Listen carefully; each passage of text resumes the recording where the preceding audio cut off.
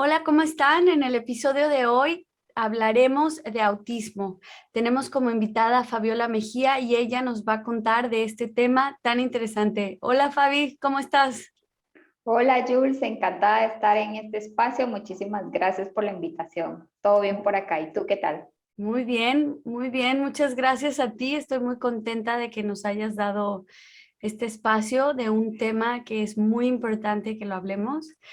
Y bueno, me gustaría que nos contaras un poquito qué es el autismo, pero antes de empezar, ¿dónde te encuentras y por qué hablar de autismo? Ok, nosotros radicamos en Latinoamérica, en el país que se llama Guatemala.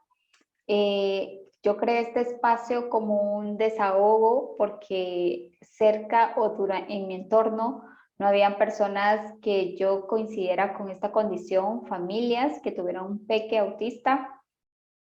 Y prácticamente fue como un desahogo y en este espacio encontré una red de apoyo que al principio se llamaba Maternidad en Redes porque se trataba como de mi maternidad, pero con el tiempo se fueron uniendo profesionales, educadores y familias de todas partes del mundo, entonces le colocamos un nombre más neutral y por eso se llama Historia de Autismo.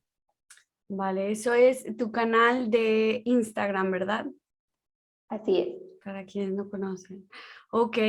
Y bueno, ¿qué es el autismo, Fabiola?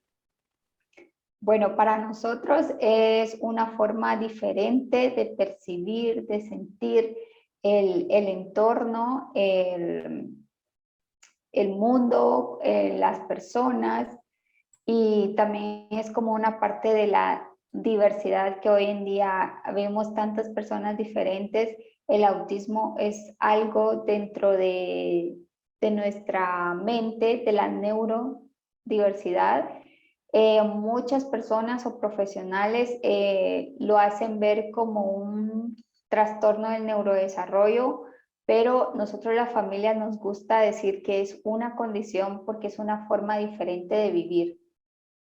Así es, me gusta esa idea de una condición y una forma distinta y como dices, la diversidad, caben muchas cosas, ¿no? Dentro de toda la diversidad.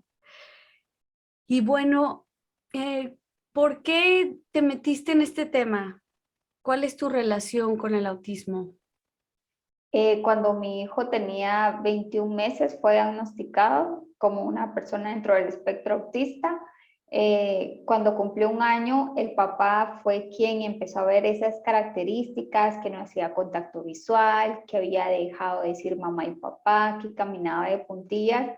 Y en ese entonces yo trabajaba y creía que pues era algo normal de su desarrollo, y con el tiempo me fui dando cuenta que yo era la que estaba en una etapa de negación, que no Mm. quería ver más allá de lo que su papá sí lograba ver. Y entonces empecé a investigar y me topé con la palabra autismo. Yo nunca en mi vida había escuchado la palabra ni conocía sobre esta condición, todo era nuevo para mí. Viví todas las etapas del duelo, la negación, la tristeza, hasta que llegué a la aceptación y luego al aprendizaje, pero este espacio es por mi hijo, por Rodri, por su diagnóstico, que él está dentro del espectro autista. Y después de notar esto, bueno, o admitirlo, ¿fuiste con alguien a que te diera el diagnóstico? Sí, empezamos a buscar como respuestas con profesionales, pero sí nos costó mucho porque por la edad de Rodrigo, los médicos, en este caso neuropediatras, nos decían que él estaba muy pequeño para tener un diagnóstico de ese tipo y que debíamos de esperar aproximadamente hasta los 4 años.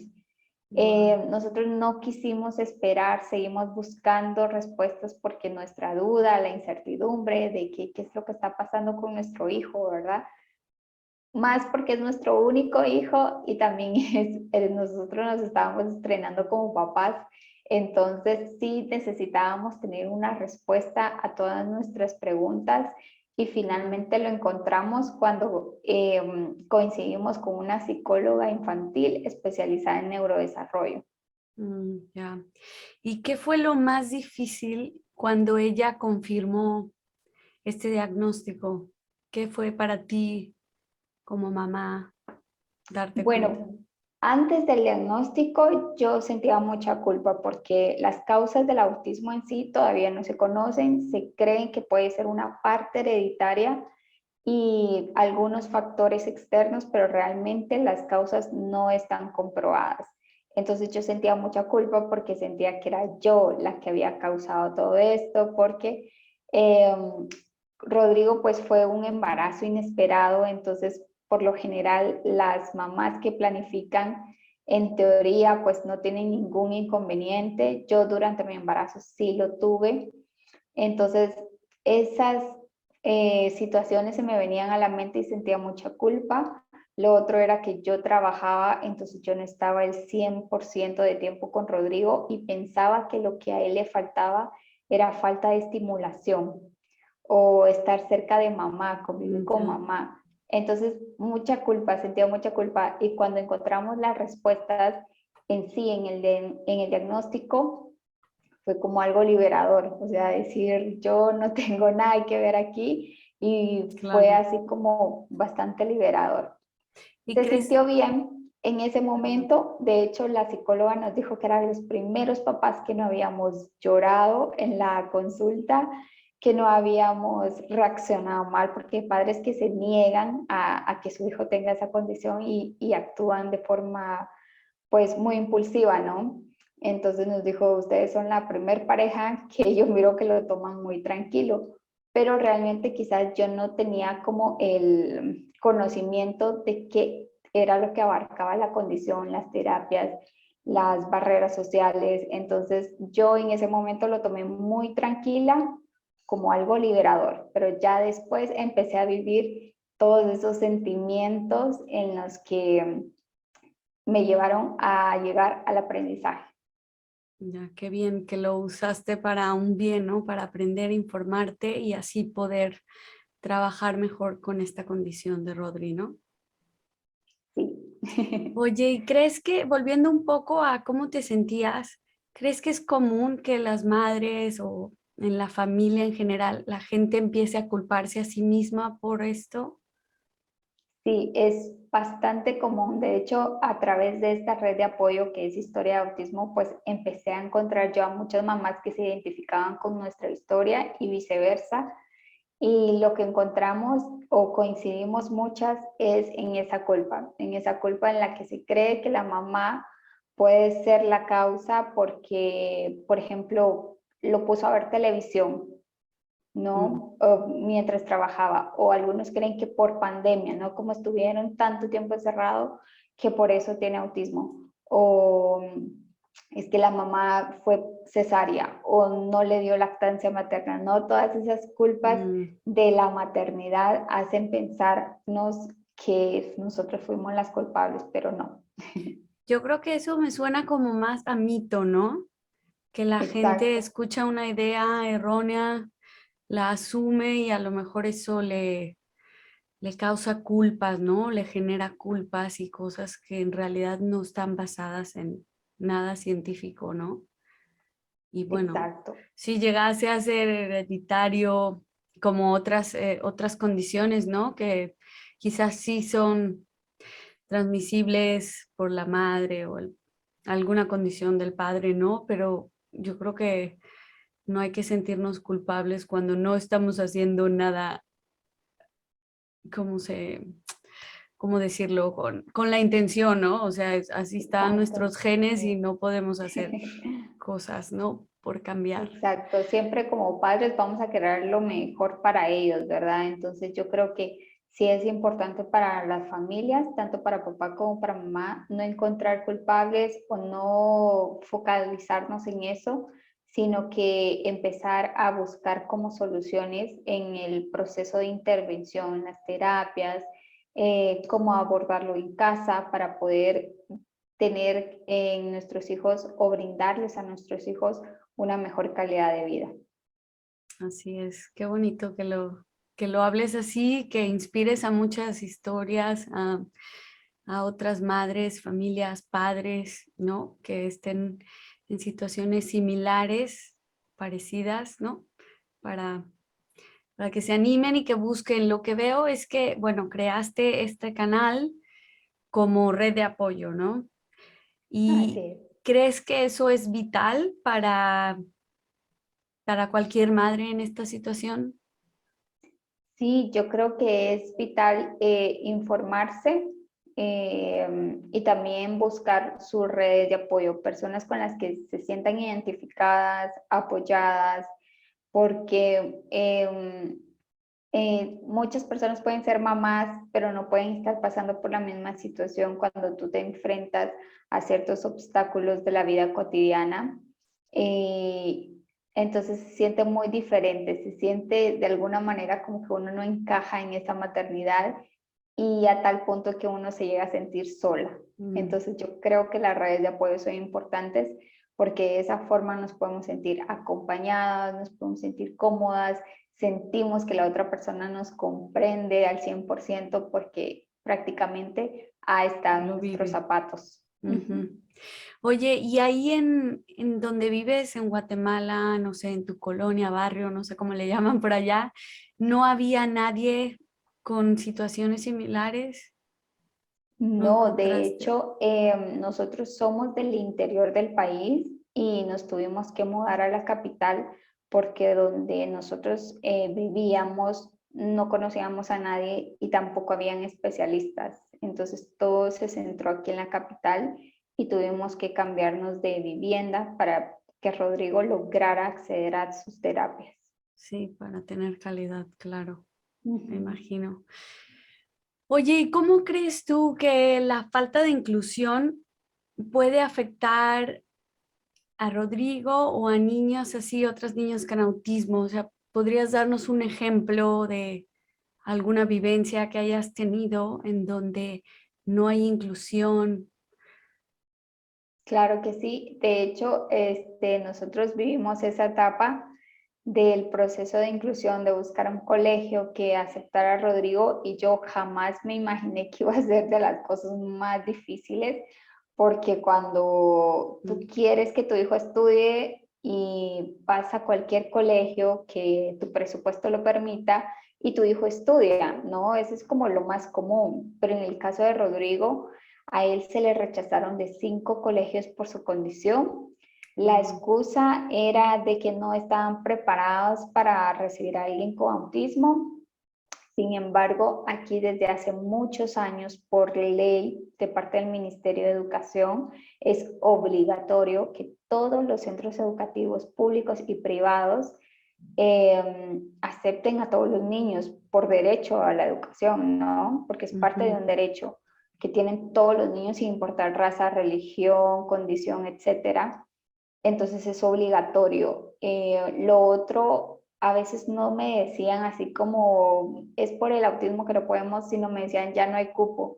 Y tú te enteras por otra familia que sí había cupo, entonces no Ujú. querían aceptar a Rodrigo. Entonces, a veces la gente piensa que tiene que invertir más tiempo o presupuesto para tener una persona con una condición como la de Rodri en el colegio y realmente no es, yo siento que no es tan necesario porque los padres somos quienes absorbemos todo, los gastos, y el colegio prácticamente solo tiene que cambiar su mentalidad frente a la diversidad, aceptar y darle la oportunidad a los niños para que puedan tener las mismas oportunidades que el resto.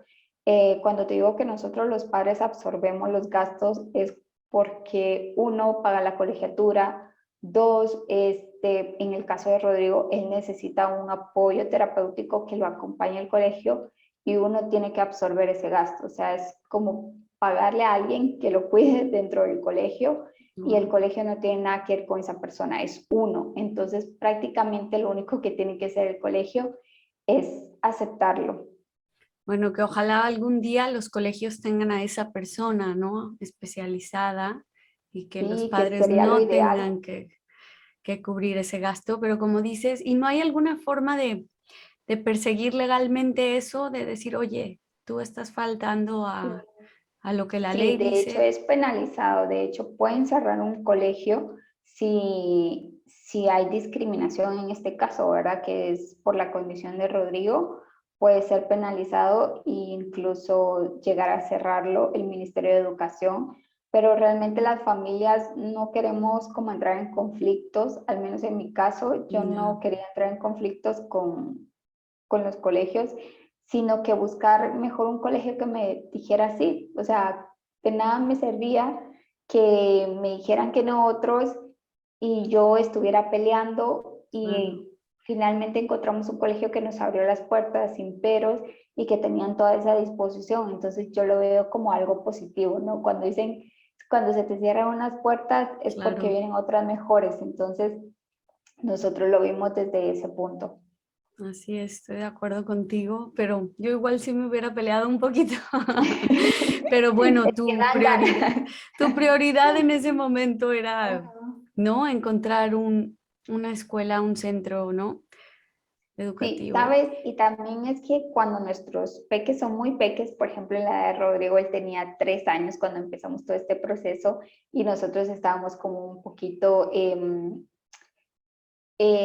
como recientes el diagnóstico, entonces uno todavía se encuentra como un poquito vulnerable, ¿no? Porque estás aceptando, porque tu vida está cambiando en torno a esta condición, en nuestro Ujú. caso, cambio de vivienda, yo renunciar a mi trabajo, las terapias, o sea, todo era nuevo para mí y de alguna manera, pues eso lo hace sentir un poquito como vulnerable a uno en cuanto a tomar decisiones, pero ahorita, como yo me siento con las herramientas que he adquirido y la información, pues ahorita digo yo, sí, sí le pongo la demanda.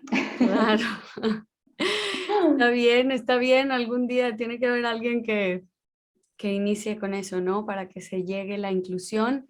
Y bueno, esto me lleva a la próxima pregunta que se me acaba de ocurrir. Es, en tu opinión, ¿por qué crees que es importante que niños y niñas con condiciones distintas vayan a una escuela como estas, que no están preparadas, entre comillas, ¿no? Es lo que dicen, a diferencia de ir a un centro de especialidad único para condiciones distintas, ¿no?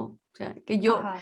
creo De que voy a estar educación de acuerdo especial le llaman contigo. acá. Ah, Ajá, ok, sí. sí, De hecho, acá no hay muchos centros de educación especial porque por lo mismo que el por la ley. ministerio tiene ley de que todos los colegios están obligados a recibir a los niños, entonces hay sí mucho como 3 colegios en todo el país, tal vez, o Mm, 4, por lo mismo, ¿no? Porque el Ministerio de Educación está trabajando en esa integración. Entonces, no hay muchas opciones. Esa es una. Y dos, yo creo que los más beneficiados es la sociedad, el entorno en el que el niño se desenvuelva, porque uno aprende de la diversidad. Yo en mi caso, yo nunca estudié con un niño con alguna condición, por ejemplo, síndrome de Down, que es más común que el autismo, ¿no? Que tiene mucho más ujú, tiempo, investigación, conocimiento. Yo nunca estudié con alguna, yo no estudié con un niño que llegara en silla de ruedas, por ejemplo, ujú, o que tuviera problemas con la audición o a nivel visual. Yo no estudié, entonces imagínate, yo me perdí de todo eso, de poder enriquecerme de estas habilidades que las otras personas poseen o llegan a desarrollar a lo largo de su vida y quizás si yo hubiera estudiado con un compañero dentro del espectro autista, yo hubiera sabido más sobre eso y no me hubiera tocado que informarme, investigar, tomar cursos, porque yo tal vez hubiera sido parte de esa diversidad ujú. de algún compañero, ¿verdad? Entonces yo creo que cuando en los colegios regulares se aceptan a las personas con alguna condición, todos ganamos. Claro, sí, porque es educar también a las familias, ¿no? A quienes no están en contacto con Exacto. alguien con alguna condición distinta, porque sí, yo también tampoco tuve esa oportunidad, como dices, hasta que vi un centro a los 13 años y era la primera vez que yo veía también el autismo y wow, hay niños diferentes y súper Ujú. bonito porque aprecias y empiezas a valorar también, ¿no? Las Ajá, y ya se te hace común cosas y sabes mínimas. que eso realmente es lo común, la diversidad, que existen personas de diferente forma física de ser, de actuar, de condiciones. Entonces, eso es lo común, que seamos diferentes. Así es, que viva la diversidad. Sí. Sí. Oye, y ¿por qué crees que es necesario? Es un poco repetir, pero como darle énfasis a esto. ¿Por qué crees que es necesario que haya leyes que garanticen los derechos? Bueno, además del derecho a la educación, ¿qué crees? ¿Tema salud o qué otro derecho crees que los países tienen que, no deberían, tienen que poner en sus programas, ¿no? De inclusión y diversidad. Sí, yo creo que es muy importante que las personas, tal vez no tanto que existan leyes, sino que se apliquen, ¿no? Mm, Que realmente la gente sea justa y las aplique, eh, porque hay muchas familias que quizá no tienen las condiciones económicas para poder ayudar a su hijo a tener una mejor calidad de vida. Yo creo que los gobiernos pues creen que invertir en alguna condición pues no va a traer algún tipo de retorno y por eso no le ponen mucho énfasis. Y yo considero que todos por derecho tenemos que tener esa oportunidad de salir adelante, de tener educación, de tener terapias en el caso de las personas con alguna condición, acceso, modificación, que tu entorno se adapte a esas habilidades o capacidades diferentes. Yo creo que es muy importante que no solo existan derechos que amparen a las personas, sino que también se cumplan, se ejecuten.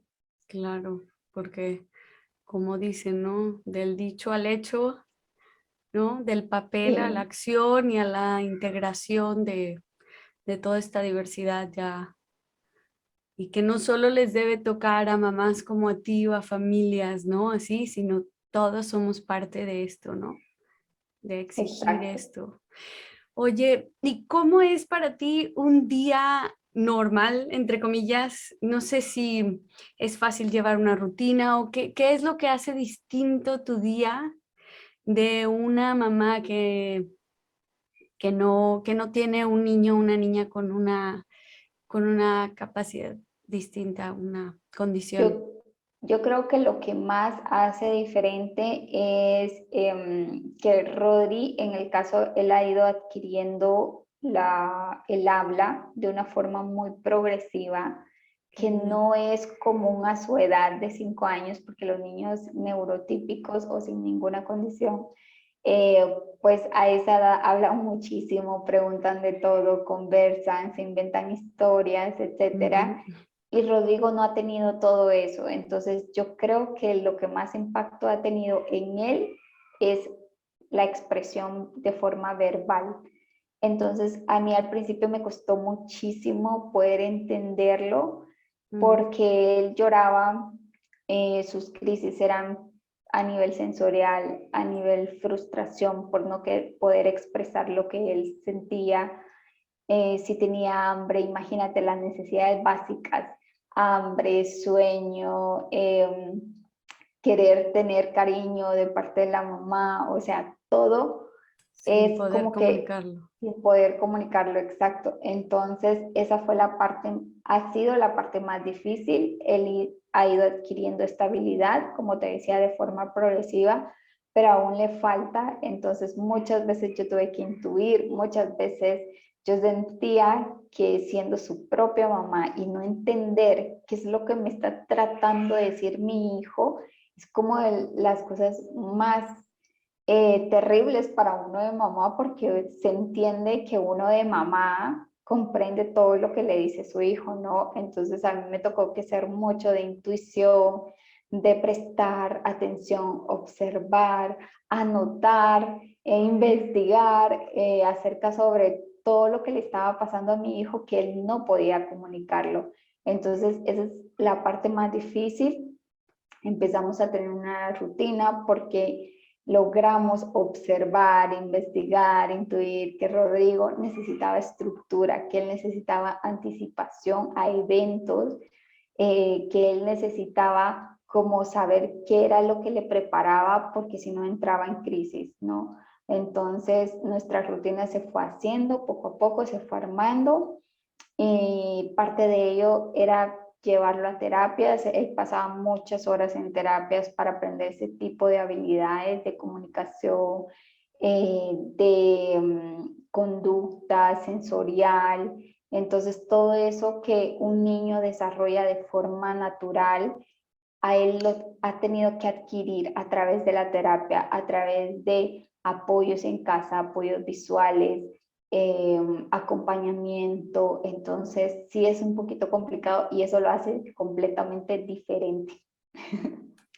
Me imagino que ha de haber sido complicado, como dices, el sentir que como mamá no le puedes entender, no lo grabas, pero lo que más me gusta que mencionas es que siempre de algo difícil logras sacar algo bueno y, por ejemplo, eso de investigar, anotar, son súper buenas ideas que la gente que nos escuche ojalá tome nota porque te volvió una investigadora oficial, o sea, qué bien y creo que todo eso pues se puede replicar en otras partes del mundo, otras mamás pueden hacer eso, quizás a lo mejor videos, ahora que ya hay, ¿no? Observar eso, el Ajá, análisis y, ok, vamos a sacar conclusiones en base a lo que hemos anotado todas estas semanas o días, ¿no? Eso es muy admirable de ti, Fabiola, me gracias. inspiras, me da mucho gusto que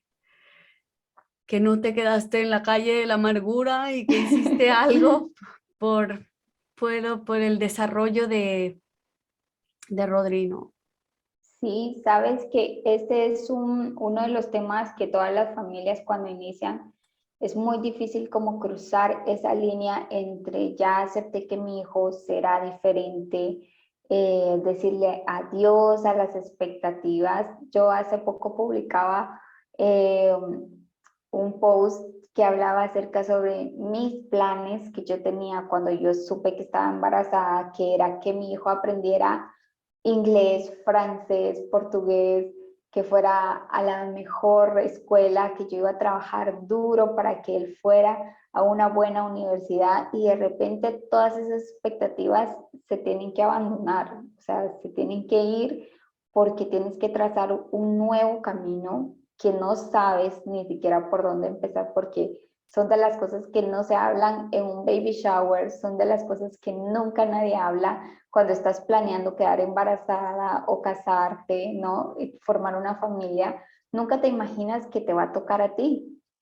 Entonces te toca que hacer cambios en tu vida y renunciar o ponerle pausa a ciertas cosas. Entonces es un poquito complicado todo ese proceso, pero llega el momento en que cruzas esa línea, aceptas a tu hijo, y cuando aceptas ese diagnóstico, pues ya te vuelves como imparable, ¿no? Porque quieres siempre lo mejor para él, te esfuerzas por él, siempre vas a aprender por él porque quieres apoyarlo, quieres ayudarle en su proceso, y al final ya no te interesa que aprenda inglés, sino que aprenda a hablar, que aprenda a comunicarse. Ya. Ya no te interesa que vaya a la mejor escuela, sino que lo acepten en la escuela. Entonces todo realmente cambia muchísimo, y yo le digo siempre a las familias, cuando tú aceptas el diagnóstico de tu hijo, o sea, ya puedes con todo, de verdad, ya Ya. puedes con todo. Yo creo que, bueno, sí, como dices, la negación, sobre todo por todas estas expectativas, planes, ilusiones, ideas que tienen las madres, ¿no? Pero como dices, lo que yo capto un poco de tu mensaje es, una vez que aceptas ese diagnóstico, que cada quien llevará su proceso, es normal que alguien tarde más que otro, ¿no? Digo, no podemos ser, Exacto. pero creo que eso te va abriendo otro panorama y otras perspectivas, ¿no? Como dices, y ahora a buscarle por aquí y acá y me informo, o sea, yo creo que eso también hace que el trabajo de mamás como tú sea incluso doble o triple de lo que hace una mamá, ¿no? Porque generalmente no te pones a investigar tanto, bueno, habrá quien sí, ¿no? Pero Ujú. no se pone a investigar tanto qué método y tal. A lo mejor nada más dicen, bueno, quiero ir al centro este a que aprenda inglés, ¿no? O a este curso y a Exacto. ver cuál está mejor, más barato, más cerca, pero ya. Y lo que ustedes hacen es admirable, lo que tú haces, de verdad, te lo digo de corazón, que Gracias. triple trabajo y te lo agradezco. Sí, de Oye, hecho, en algunos países tener un peque con alguna condición es como que tuvieras dos. O sea, digamos, creo que en España, si no estoy mal, está catalogado así. Si dentro de la familia hay un peque con alguna condición, tu hijo vale como por dos. O sea, como que tienes el doble claro, de de trabajo. esfuerzo. Ajá. Sí, bueno, y triple, ¿no? Según Sí. condiciones ya más complejas, ¿no? Ujú. Pero qué bien que hagas esto. Y también yo, ahora que mencionas España, me acuerdo que cuando yo estaba allá, alguien decía que a tanto mamás como papás, la ley les permitía, bueno, a los padres con hijos con alguna Ujú. condición, les permitía, pues, si había una junta en el colegio a las 11 de la mañana, estaban totalmente permitidos eh, Asistir. de asistir y de, bueno, de no ir a trabajar en ese periodo, si tenían que volver a casa o si volvían al trabajo. Está Wow. permitido, pero uf, en México eso faltan siglos para que pase, ¿no? Y aquí en Yo creo. Latinoamérica, la mayoría de países creo que estamos muy verdes todavía Ujú. en esa información, en leyes para personas con capacidades diferentes. Del país que sí sé de Latinoamérica que ha estado como que muy concentrado Avances. en buscar esos derechos y en que se apliquen es Argentina. Por mamás que viven ahí que me han contado, creo que es uno de los países que ha ido como que luchando para que se puedan reconocer los derechos de las personas con autismo y otras condiciones. Qué bien, sí. Necesitamos a todas las mamás con y sin niños con condiciones, Unidas. ¿no? Que se muevan, porque pues hay que ser empáticos y también este podcast se centra mucho en la conciencia sobre la diversidad y la inclusión y en todo, no nada más en temas eh, psicológicos o Exacto. motrices, en todo, ¿no? En religión, raza, en todo, ¿no? Y Así este, es.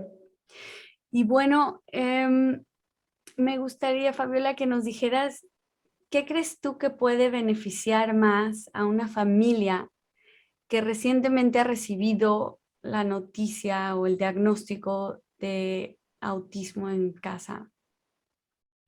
Yo creo, bueno, hablo como a mí me hubiera encantado que alguien me contuviera, ¿no? Como que estar esa persona ahí a la par mía mientras yo lloraba, que estuviera simplemente conmigo, que me abrazara, que me dijera estoy aquí para lo que tú y tu hijo necesiten.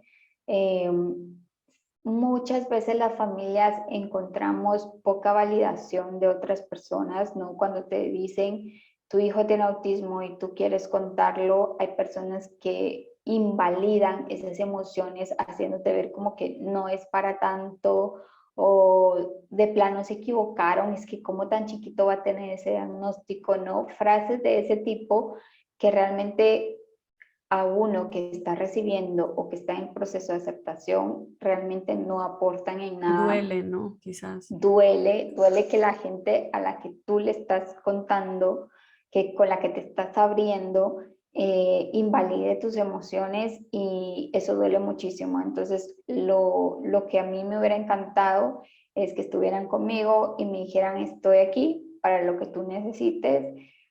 Hay personas que también todo lo contrario, que te atacan con ese positivismo tóxico, ¿no? Es que ellos son unos genios, tú vas a tener un genio en la familia que tienen habilidades especiales porque son súper pilas para esto, para lo otro, y no, o sea que todo lo contrario, o invalidan tus emociones o utilizan ese positivismo tóxico y en ese momento uno apenas está procesando algo que te va a cambiar la vida para siempre y no quiere eso. O sea, yo no quiero eso, sino que estén ahí de forma, pues, haciéndonos compañía, conteniéndonos y la disposición que es bastante, ¿verdad? Porque van a haber días complicados en los que uno, pues, estás aceptando ese diagnóstico y no vas a querer saber nada de terapias, no vas a querer que te hablen de autismo y esa persona tal vez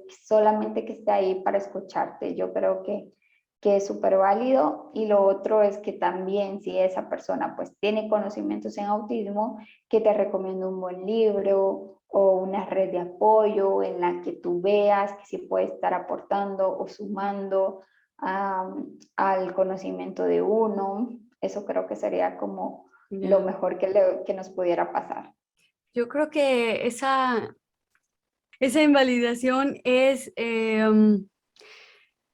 la falta de conocimiento, ¿no? Yo creo que muchas veces es así y es, no sé, la gente a veces como que no sabe manejar las cosas, pero yo creo que lo mejor, como dices, es un apoyo, un abrazo o llevarte a lo mejor un día de comer, que con eso, ¿no? De, oye, te hice una sopita porque sé que estás ocupada, porque sé que, o sea, Exacto. esos actos de amor pequeños que sirven más que un juicio, ¿no?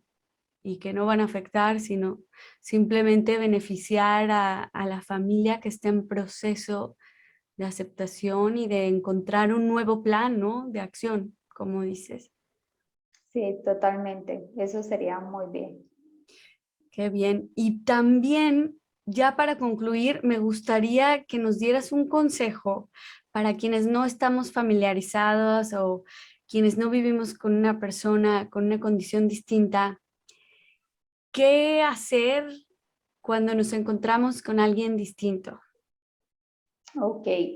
Mira, depende mucho de la situación, pero por lo general las familias que tienen un peque dentro del espectro autista, se nos hace muy complicado las citas médicas, ir al supermercado, esperar una cola en el banco, bueno, hacer todo tipo de trámites es súper complicado para uno y te lo digo yo que soy el 100% el cuidador de Rodrigo, no tengo ni nadie que me lo cuide ni que me lo vea, más que cuando está en su hora de terapia, que es cuando yo aprovecho como ir a hacer ciertos pagos o mandados para el súper, que esto, que lo otro, que voy corriendo a comprarlo, porque son complicados. Entonces, número uno, no quedártele viendo o juzgar a esa mamá porque su hijo tal vez está un poquito descontrolado o porque su hijo está va a repetir la misma canción o el mismo diálogo, ¿no?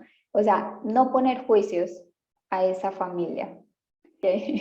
El punto dos es que si el peque, por ejemplo, tiene algún roce contigo, ¿no? Porque ha sucedido con las mamás y también me sucedió a mí, que estaba en una librería y de repente sentí que me empujaron, tampoco poner juicios, ¿no? De que es el niño que no tiene disciplina, el niño que no respeta, porque ellos realmente no lo hacen con mala intención, es que a veces no pueden controlar sus impulsos y la mamá, uno de mamá, te lo digo de verdad, todo el tiempo nos estamos disculpando con la gente, todo el tiempo. Y a veces quisiéramos encontrar, y a mí me pasó una vez que ese peque me empujó y yo dije, pero ¿qué me empujó? Volteo a ver y la mamá ya estaba preparando un discurso. Yo lo sé porque me lo he vivido en su mente ya pidiéndome disculpas y le dije, no, no se disculpe, yo también tengo un hijo con autismo y sé lo que se siente.